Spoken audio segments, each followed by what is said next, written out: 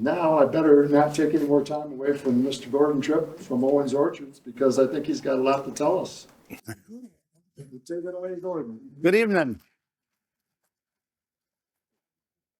As I look around the room, I see quite a few familiar faces, and I thank you for coming. I'm going to talk a little bit about the history of Owen Orchards. I'm going to talk a little bit about the apple varieties that are coming out and that we grow, and give you a little idea of the direction we think the apple industry is going to take. I hope my voice holds out. It's a little scratchy all day, but the orchard was started approximately 1930. We can't pin it down exactly, by my grandfather, Charles Owen. And Charles was an educator. He taught school. He was principal for a while of the Auburn School.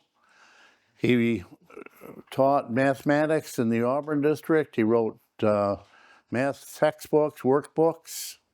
And then he went on to become the superintendent of schools for Cuba County. And he had half the county. Everything from the Seneca River south was his jurisdiction. And he was instrumental in combining most of the one-room schools into the centralized school districts. When he wasn't doing the education stuff, he puttered with farming. And I have one article that says, "Educator makes it big in beans." And apparently in 1918, he grew red kidney beans, and he was the first one in apparently central New York to do it.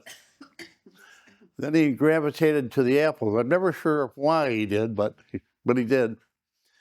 And when he started out, he planted basically the apples that we had, that people grew at that time. And the new one was the Macintosh. It was just starting to come around. They came out with a new red sport called the Rogers Macintosh. He planted that. I have a lot of correspondence between him and Eric Rogers, who developed it. And then they planted Cortlands. Those were the two main varieties. There were some Northern Spies planted. And that was in the, like I say, the early 30s into the 40s. The trees he planted were what they call a standard apple tree. Standard apple tree is what you vision an apple tree, a big, monstrous tree. He planted them on 20 foot between the trees, 30 foot between the rows. Get about 40, 44 trees to the acre with them. And that's the way apples were grown up into the 50s. And then they started realizing, you know, we get a little more production if we could grow more trees, and we needed something smaller that we could take and be able to work a little easier. So they came out with semi-dwarf trees. Semi-dwarf trees, they were actually what they called an interstem tree. The size of the tree is governed by the rootstock. The rootstock determines how big the tree is going to be. So they would take a rootstock from a standard tree, and then they would take about a 12-inch piece of trunk from a dwarfing tree, graft that onto the rootstock, and then bud an apple, the variety they wanted, onto that. And you would end up with this interstem tree that would be about half the size of a standard tree. And those were planted roughly 20 foot between rows and about 10 foot between trees, 10, 12 foot, with roughly 270 trees to the acre. So as we progress with apples, they decide, well, if we had a little smaller tree, we could do better. So now they went into a dwarfing tree. Dwarfing trees, they started planting them, and this is where we came involved in it. We started planting those at about 10 foot between the trees and 18 foot between the rows. So to back up a little bit, the orchard was run by my grandfather into the early 60s, and then he decided at that point that he was getting too old and that My father had no interest in it, and he didn't think that myself and my brother would have any interest in it. So he actually sold the orchard. And he sold the orchard to a fellow who develops real estate but had no interest in running it. So they in turn rented the orchard out to Apple Acres, which is still in business in Lafayette. And they ran the orchard for about 10 years. Then they decided it's a little far from their home, too much traveling, the trees were getting older, so they decided to give it up. So my son at the time, David, he turned 21, 22. He said, Dad, I'd like to learn how to grow apples. So we went back, rented the orchard back, started growing apples. And after a couple, 3 years, we said, well, if we're going to do something, we got to take and we got to start replanting. We got to plant some newer trees, but we're not going to plant it on his property. So we took and we moved about a mile to property that we owned and started planting semi-dwarf trees, interstem trees on our property. Since then, we've planted the interstem. Then we went to a smaller tree again, a tree that has a spacing of 5 foot between trees, still 16 foot between rows, planted 540 trees to the acre. Well, the industry said, well, that's not good enough. We got to take and get these trees closer together. So right now, we're planting dwarf trees. We're planting them 3 foot apart in the row. We're planting 16 foot between rows. A lot of them are 12 foot, planting 12 foot. We stayed at 16 because we could utilize conventional farm equipment. We didn't have to buy special tractors and so on to get through it. So that's where we're at now. We're planting dwarf trees, 950 trees to the acre. Now, the benefit, of course, is less work as far as picking, trimming. The amount of chemicals we have to use is about half because there's a lot less tree volume. And production, where the standard trees, you might get 300 bushel to the acre. Now we're picking, in the 5th year, about 80 bins, which is 1,600 bushel to the acre. So that's how we've kind of advanced up to this point. Now, what varieties are we planting? Well, when we started planting on our own property, the big one then was Empire. So we planted a lot of Empire. And we planted a lot of Jonagolds and a lot of Crispin. And they grew good, they were nice, they were good apples. Now, 20, 25 years later, no one wants an Empire. Almost can't give them away. So, and they're a great apple, but yeah.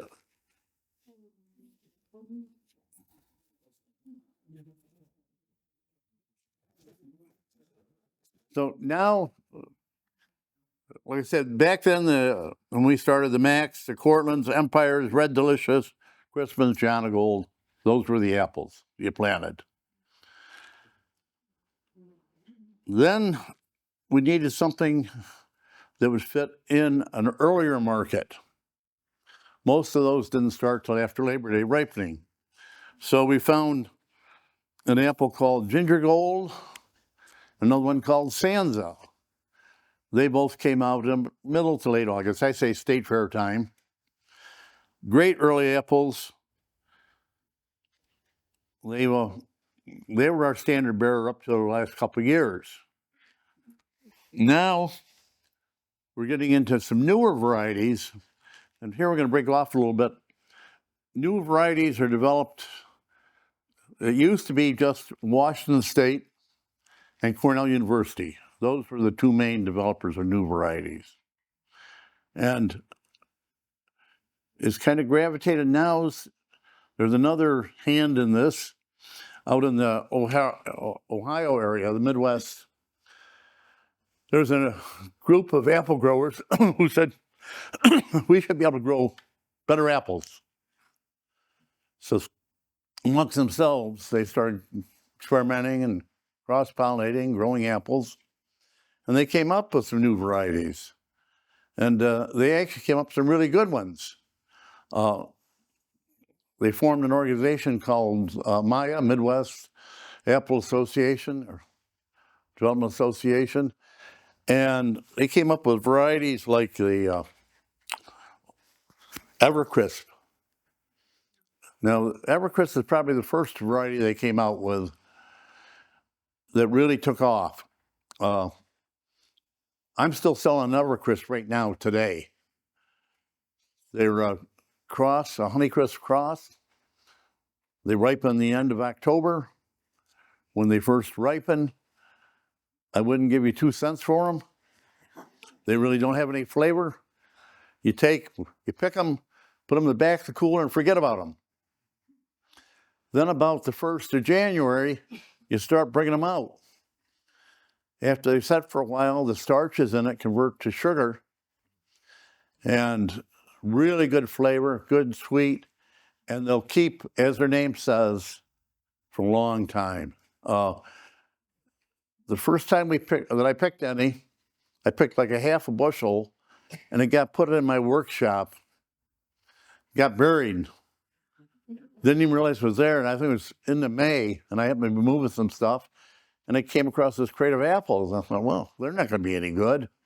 Well, I was wrong. They were good.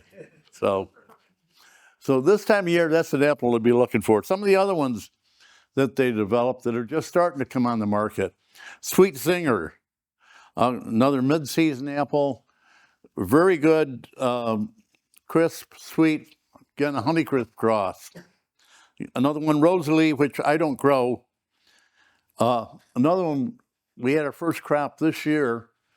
It was called Sweet Maya. It's earlier than our Sansa, earlier than our Ginger Gold. It's a keeper. It's really good. Second week of August should be. And another one is another Honeycrisp cross. Everything seems to be Honeycrisp cross. It's called Ludicrous. And it's Ludicrisp, actually, not Ludicrous. Ludicrous. People that bought it this year said, wow, this is a good apple. You know, you got more? I said, no, they're only first-year trees or second-year trees. So those are some of the ones that came out of the Midwest Association. Out of Cornell. Everyone thanks Cornell for developing apples, right? And a lot of the old ones, like Cortland, that's the oldest one. They came out of Cornell. You know, back in the 30s and so on. Jonagold, Crispin, one time was called Matsu. How many remember that? And people had a problem with the Matsu name, the connotation of it, so it got changed to Crispin. All those came out of Cornell.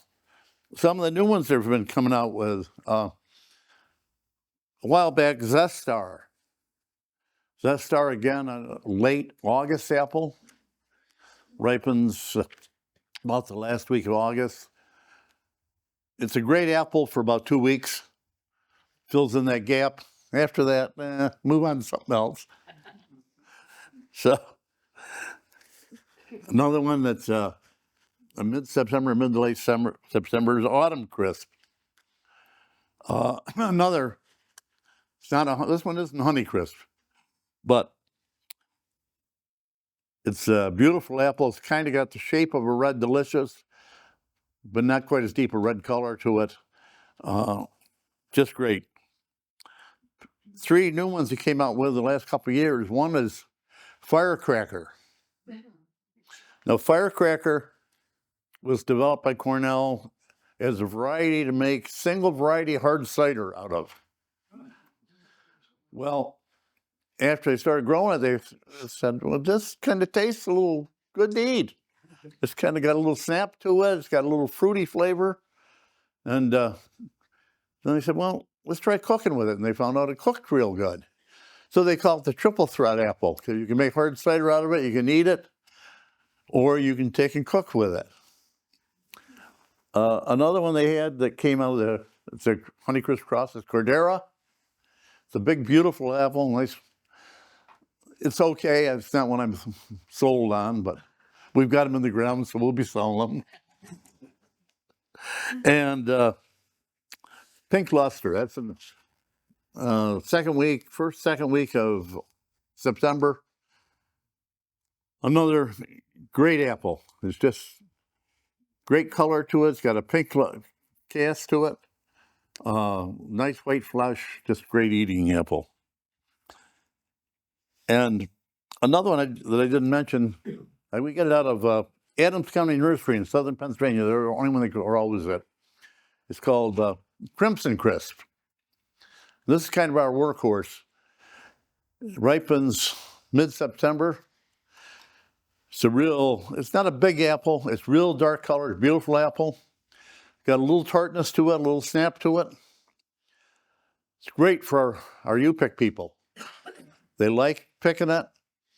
It has a nice advantage in that if it's ripe this weekend and we got a rainy weekend, no one comes out, don't worry, next weekend it'll be there. If rains the second weekend, don't worry about it. Third weekend it'll be there. It'll hang on the tree for a month and really doesn't lose any of its properties. The other developer of apples, kind of a latecomer, is Washington State. Washington State has always been noted for growing about 3 or 4 kind of apples. Number 1, Red Delicious. Always grew Red Delicious. Golden Delicious. Gala. And some... Fuji. They grow Fuji, yes. Definitely. Not as many as you would think, though.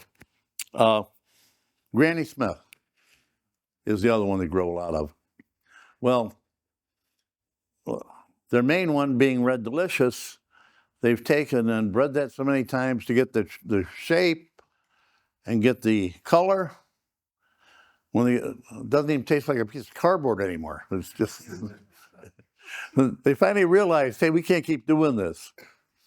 So they went out and they developed an apple, and we're going to talk more about this later, but it's called Cosmic Crisp. And so that's their latest apple. It's going to be their mainstay.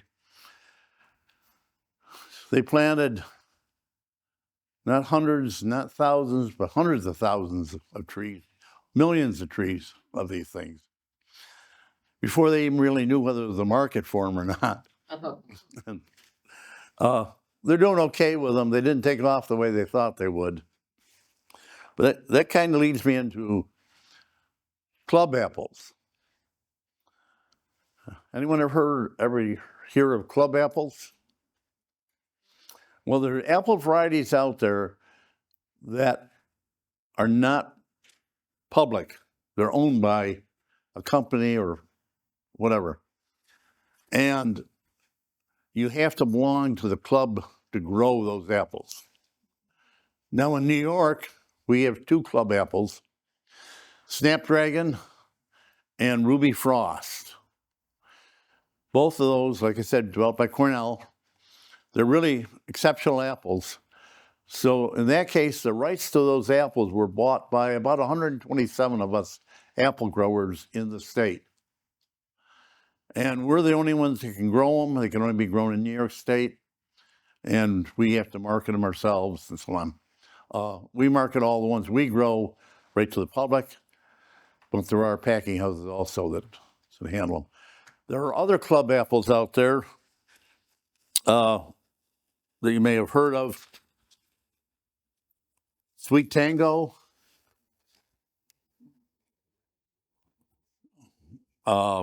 Jazz, Envoy. In order to grow those, like I say, you got to belong to the club. They'll only take and license so many people to grow them, so many orchards to grow them. Like Sweet Tango, there's only 1 orchard in New York State that can grow them. By doing that, they feel they can take and control the supply, keep the price up there, and control the quality more. Well, I haven't really mentioned Honeycrisp. There's a whole other story there. Honeycrisp was developed in Minnesota. You never think of an apple coming out of Minnesota. Minnesota, think of it, it's a northern state. It has a fairly cool environment. When they first developed it, they weren't really intending to develop it, but all of a sudden they said, well, this isn't too bad of an apple. So they started growing some of it, and people liked it. So more people wanted to grow it. More people wanted to grow it. Well, it took over the spot in the grocery store. Every store had Honeycrisp in it. It has a lot of problems, though. It's very hard to grow. It has a problem called a bitter pit caused by a lack of calcium. We grow them. We have to spray the trees every week during the summer, during the growing season, with calcium, just to try and keep the calcium level up in them. They tried growing the Honeycrisp in Washington State, but in warmer climates. And they found out that it may grow, but it doesn't have the flavor. So these apples from Washington State were getting sent out to stores, and people were buying them saying, oh, this doesn't really taste that good. So Honeycrisp right now is kind of on the way out. They They're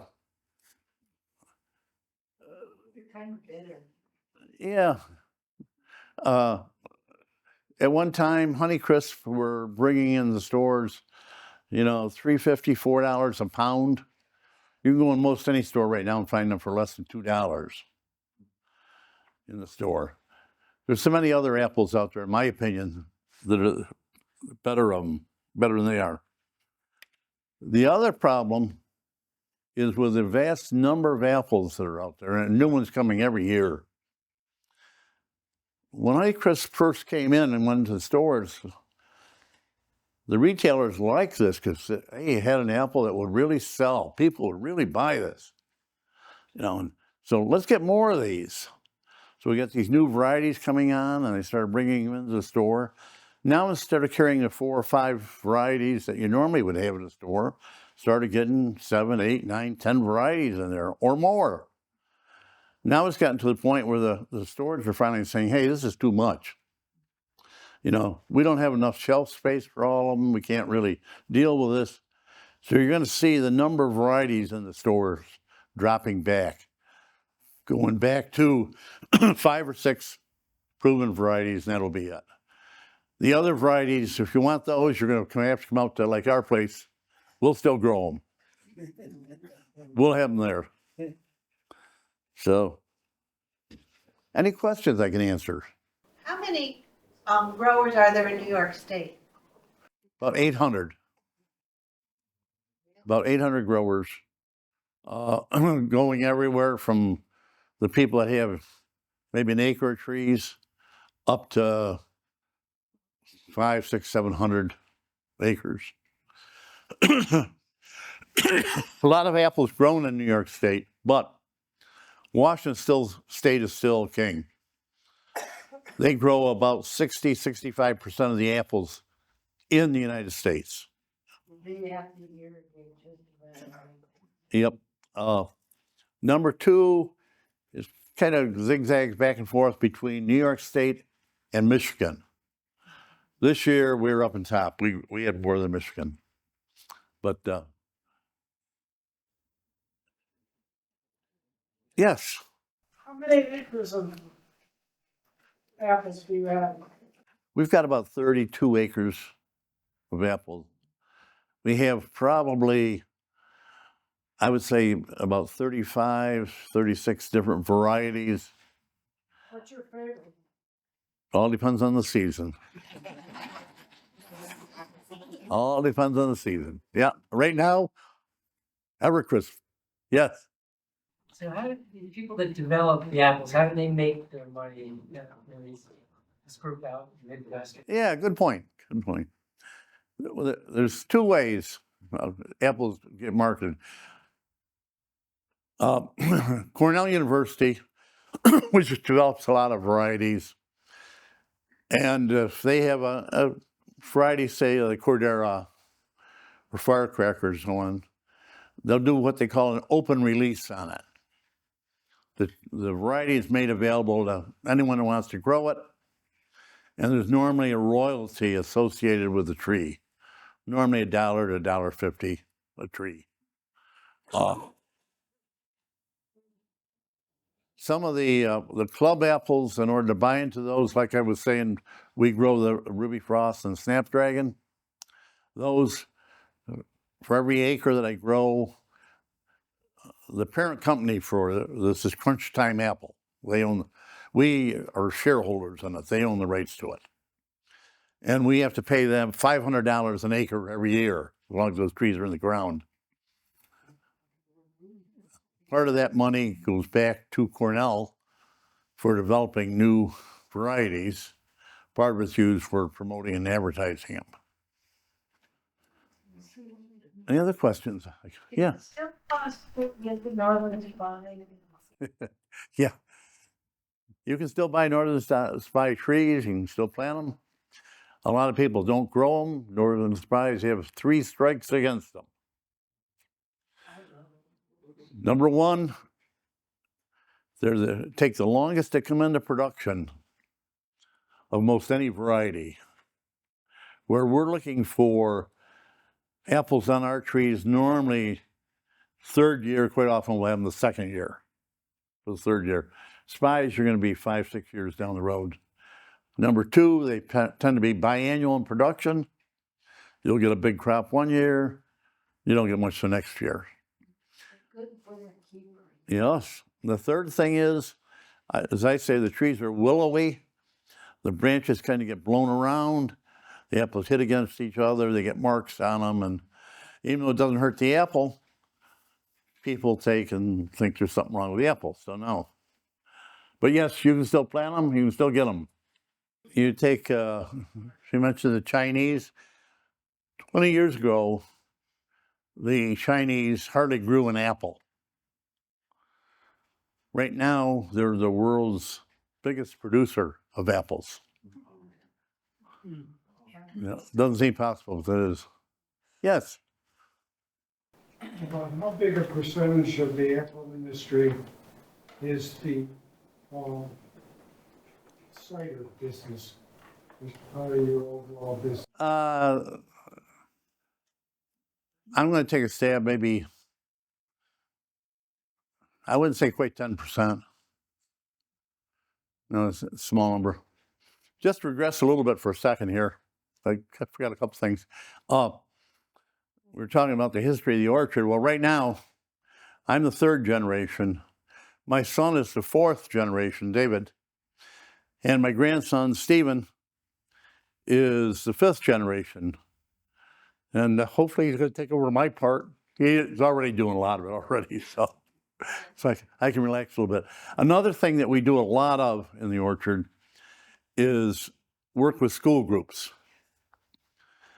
We like to take and bring kids out. For a lot of kids, it's the only chance they get to get out on a farm, on a working farm. And that's what we describe ourselves as, working farm. We try to educate them on how apples are grown, how they're picked, the importance of bees in the orchard and so on. Unfortunately, school budgets have taken out a lot of the field trips. Where we used to get a lot of kindergarten firsts, even up to 2nd graders coming out. We still get a lot of kids coming out, but most of it's preschool and nursery. And I'd like to mention over here, I have Dan and Sue McCoy. They're our main educators. They do a great job with our school groups, and applaud them for doing it. Yes, Dan? Gordon, would you go into the science and the reason you trim and why, how apples grow on a tree? A lot of people have apple trees in their backyard, but they never trim. And would you go into the science of why we trim and how we trim? Sure. Number of reasons. Number one, you got to get light into the tree, into the interior of the tree. If you don't trim, you're going to be shading the bottom of the tree, What's going to happen is the bottom branches, because they don't get light, are going to die, and your apple production is going to be moving up in the tree. Another reason is to control the size. Like I say, we're growing dwarf trees right now. We want them dwarf so we can pick 90% of the apples right from the ground. We don't have to be dragging ladders around. When we're trimming, we can trim right from the ground. The other thing I didn't mention is on these new trees we're planting, they're all grown on trellis. Everything's on trellis. We run poles between the trees every 50 foot, run 3 wires down through, because your dwarf trees, the rootstock, will not support the weight of the tree. So they got to be tied up. How about the spraying? One thing that surprised me when I started working there was the spraying that you do, and one of the sprays you do is actually to have some of the apples fall off. Would you explain why you want that to happen? Yeah. I know, but we. Okay, what Dan is talking about, spring of the year, the trees like to really set fruit. And each bud cluster normally has 5 to 7 blossoms in it. And if they get pollinated, each one of those will turn into an apple. Okay. If you get 5 apples growing on one spot on the tree, what are you going to end up with? Little tiny apples. So we have to take and remove the apples. So what we do is, some of it's done by hand, but we prefer to do it with chemicals. We spray a chemical on the tree that weakens the bud, and hopefully the right number will fall off. It's probably the hardest decision we make all spring. Well, if you do it by hand, you've got doublets or triplets. Oh yeah, you break up all get singles on it. The thing is, the other thing is, if you don't thin the apples out, then the tree thinks, oh, we got a big crop. We don't need a crop next year. So the following year, it won't reset blossom. So the tree will go into what they call a biannual production, where you have a big crop one year, light crop the next year. So you got to actually thin it down to a volume that you know the tree can carry, but will induce flower buds for the following year. The flower buds for next year will be forming shortly now. You know, it's really hard is with the cherries. I don't do cherries. Yeah. Yes. Your trees you're planting now, how long will they be in your orchard? How long do they last? How long? Okay. It's not so much how long they'll last, surprisingly. It's what's going to come along that's better than they are. Yeah. Like right now, we have Macintosh trees that are in Cortland that are probably close to 30 years old. And they're still bearing, but they're coming out because we don't have a market for them anymore. Same like with Empire I mentioned. Some of those are on trees that are almost 30 years old. They work out good for us when we're doing the school groups. That's the right size. They call the Empire the apple made for kids. So it works out good for the kids picking apples and so on. But as far as bringing them into the store, I might sell 3 or 4 bins, and that's it during the course of the year. They do make good cider, though. So they do. Good apple though. Yeah. Back here. Compared to the grape growing industry, about how many workers are needed for a good size apple farm? How big? A good size, how many workers would they normally need for a good size apple farm compared to what they use for the grape growing industry? Because they've got tons of workers out there working plants and so forth. You need a lot of workers for a good size apple farm. We should have more than we do, I'll say that. But because of things like the dwarf trees, easier to manage, you don't need as much help there. The bigger farms are going to what they call picking platforms. You got a picture of these rows 12 foot apart, some even closer. They have a moving platform that goes down through with steps on each side and a bin in the middle. And they'll put 6 guys on it, and it just keeps going down through the row. And yeah, no ladders, no ladders at all. How do we get to your farms? What's that? How do we get to your farms? How do you get to it? Where's your farm? Oh, I guess I assumed everyone knew. I'm sorry about that. You know, no, if you assume, you know what that does. But we're actually just 4 miles east of Auburn here on Route 5, going towards Elbridge. We do have a store right there. We're closed right now. We operate a little different than most farm markets in that we'll open in August. We take and go all winter long. We close the store at the end of March. And I tell people we have to close the store so we have time to grow a new crop of apples. You also fail to mention that you grow a lot of peaches also. And your apple cider is to die for.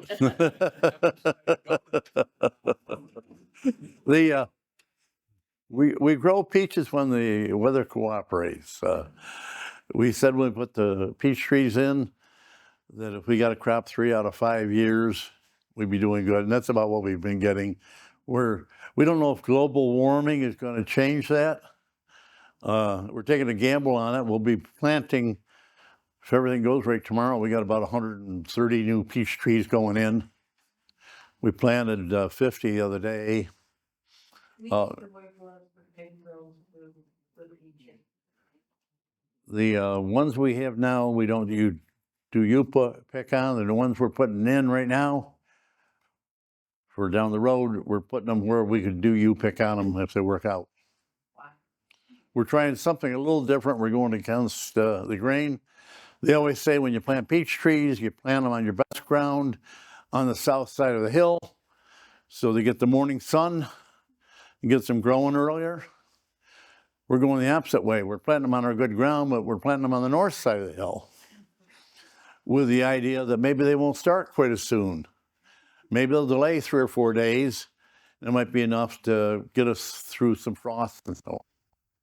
Whether it works or not, I'm not sure, but yeah. Friend had an apple tree, and it always produced, it was a yellow apple, and it was always producing very, very early. Yeah. Like, I can't remember exactly. Yellow transparent. That was called. Yep. It would be the first part of August.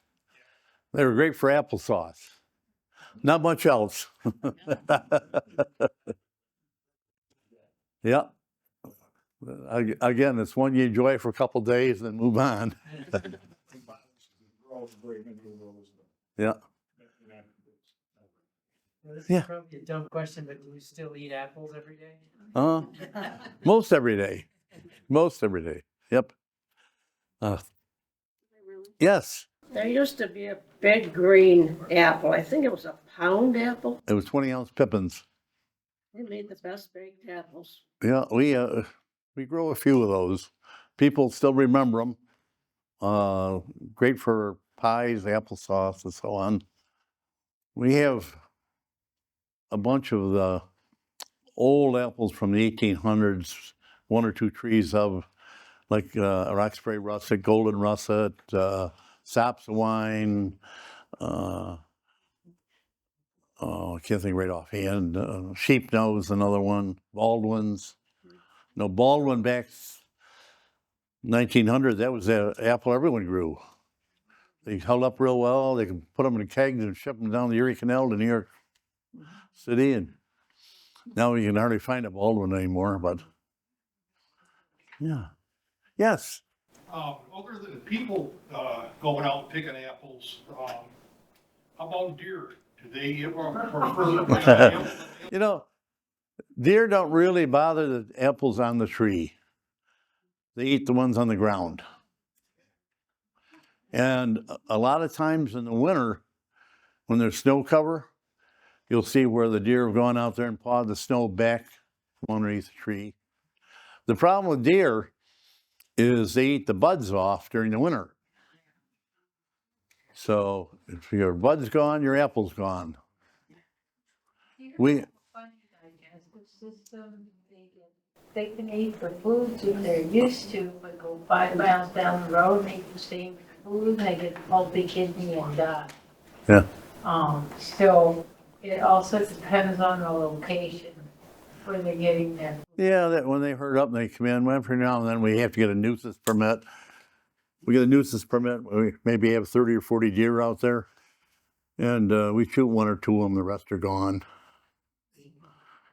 You want to hear? Go ahead. Do you label the trees? How do you know what tree is what apple? Well, there are 2 ways. One, hopefully I can identify it. 2, all my trees, I have a map of the orchard that tells every row what variety's in it, when it was planted, what rootstock it's on.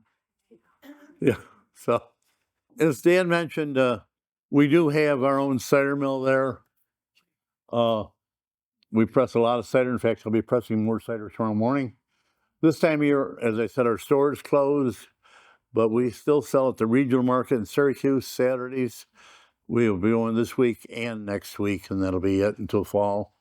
The apple cider donuts, if you haven't tried them over here, we're supposed to be an apple orchard, but I think we sell more donuts than we do apples. They're very good. Yes. Have you seen the change from, because you're old enough to see, is the environment changed and insect problems changed with temperature changes? Have you seen that? Yeah, there seems to be more ups and downs and stuff with everything. Yeah, 2 years ago we lost most of our crop with the frost, and last year we thought we were going to have a repeat. We had apples on the trees. They were about the size of a pea. Temperature started dropping down at night. Got down about 20, 24, 26 degrees, and we said, well, we've lost this. Well, we left all our brush piles out in the orchard. So we went, and 2 o'clock in the morning, we touched off all the brush piles and all the pellets we could burn and everything else to try and stir the air up a little bit. So I don't know if we did any good or not. Made us feel good that we did something. The next night, we have a repeat. Temperature's down to 26 degrees. So when brush piles are all gone, the pallets are all gone, we'll go back to bed. As it turned out, we had probably one of our better crops. So you never know. I gotta admit, Gordon used notes and I tried to, but I forgot half of my. So before I stop and tell everybody thank you for Gordon, I want to mention 2 things. One, April 28th, there's going to be a talk at the Jordan Historical Society about Victory Farms. We've all heard of Victory Gardens and stuff that were done during World War II and World War I. Well, there's going to be Victory Farms, where they brought youth out of the inner city schools, brought them out to farms, taught them how to drive a tractor and work on a farm, and they utilized them in place of the men that went off to war. And I guess this lady's got quite a program going, so I just wanted to make sure that I did mention that. I promised her I'd say something, and sure enough, I forgot. And the other thing was, Gordon fortunately touched on it. The cider, the donuts, and the apples for the apple crisp, they all came from Owen's Orchards. I want to thank Gordon. I don't know if you have anything more you'd like. Just one thing I was going to mention. We have 2 main nurseries we buy our trees from. The main one is Wolfner's. They're located in Wilkin, New York. They're one of the larger ones in the Northeast. And this is their catalog. And then my peach trees mainly come from Adams County Nursery in southern Pennsylvania. This one and their apples. If anyone wants to just glance through at some of the different varieties, the one thing that always amazed me is on peach trees, as many varieties of apple trees as there are out there, there's more peach trees. I'm planning, I said I'm putting in some now. Hopefully they're going to grow. We'll find out. We're putting in 4 different varieties, something that'll ripen from the 1st of August to the end of August. See what happens, but You can do. yeah, It's like any farming, right? you got it. You put it in the ground and hope it does. Hope it grows, that's all. So, I guess I don't want to cut anybody off, but I don't want to have poor Gordon have to keep talking, because he said at the beginning, his voice is yeah, questionable, but. I'll be around for a few minutes if anyone has any questions.